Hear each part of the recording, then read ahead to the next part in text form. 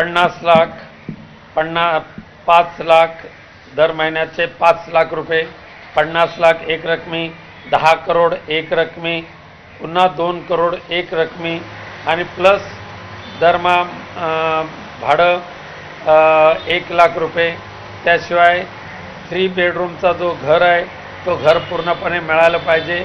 त्याचं EMI जे आहे ते मी भरणार नाही, ते तुम्हीच भरलं पाहिजे. अशा पद्धतीचे ज्या डिमांड ठेवलेल्या आहेत ना त्या पूर्ण करून घेण्यासाठी हे खोटे नाटे अशा पद्धतीची बनावगिरी करून केलेले आरोप आहेत. त्या आरोपांना आम्ही काय भीक घालत नाही, कारण आम्ही अध्यात्मातले आहोत आणि आमचं दैवत आमच्यासमोर पंढरीचा पांडुरंग आहे, तसंच आमच्यासमोर आमचं दैवत हिंदू हृदय सम्राट बाळासाहेब ठाकरे आहेत.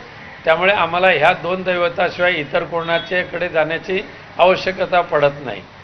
कुलदेवता ग्रामदेवता तर आपल्या असतातच कोकणातल्या, आणि त्यांच्याकडे जाणं म्हणजे काही गुन्हा ठरत नाही त्यांच्या दर्शन घेणं.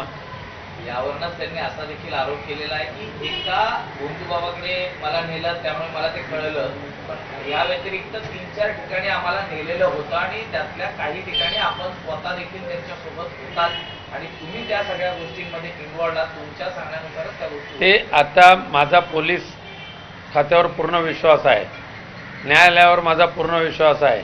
ज्यांची नावं त्यांनी दिलेली आहेत त्यांना ज्यावेळेला पोलीस चौकशी करतील त्यावेळेला ते समोर येईल.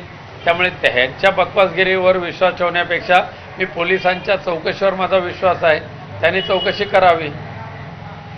या व्यतिरिक्त आपले भांडूपमध्ये बंधुराज आहेत, त्यांचं नाव देखील या केसमध्ये घेतलेलं आहे. त्यांचा आणि यांचा नेमका काय संबंध? ते आमच्या घरातले सर्वात, आमच्या भावकीतले सर्वात ज्येष्ठ आमचे बंधू आहेत, सर्वात ज्येष्ठ बंधू आहेत. त्यामुळे त्या सर्वात जवळजवळ 85 ते 87 वर्ष त्यांचं आहे आणि त्यामुळे त्यांचं मार्गदर्शन घेणं, त्यांचे आशीर्वाद घेणं हे आमचं कर्तव्य आहे.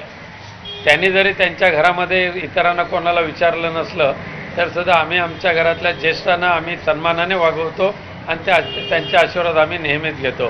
ज्या पद्धतीने कोर्टात इतर आरोपींबद्दल देखील सुनावणी सुरू होती, तर आपण हेही अटकपूर्व याच्यासाठी आपण जाणार आहात का कोर्टामध्ये?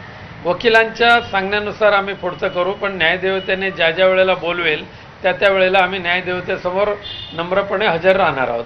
एक शेवटचा प्रश्न असा आहे की आपण खरं तर आपली पार्श्वभूमी राजकीय आहे, आपण राजकारणात सक्रिय असता आणि या राजकारणातल्याच हेतूतून यांच्या थ्रू आपल्यावरती हे आरोप होत आहेत किंवा हे षडयंत्र रचलं जातं असं आपल्याला वाटतं?